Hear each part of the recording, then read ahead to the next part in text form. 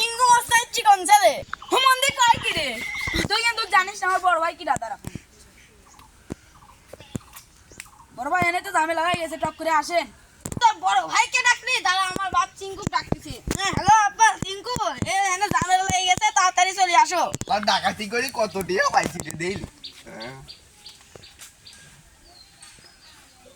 এই কি জানে ফোন দেখছি রে দাঁড়া তোর ইটা দিলে এলে বক্সিস দিয়ে দিলাম হ্যালো কি ঝামেলা লাগেছে এই 5 মিনিটের মধ্যে চলে আসছি বাপ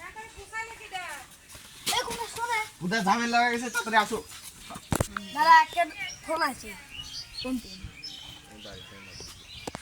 কি চিংকু মাস্টার শালা মারতেছে এখন আসতেছে আসলে হ্যাঁ চল এই শালা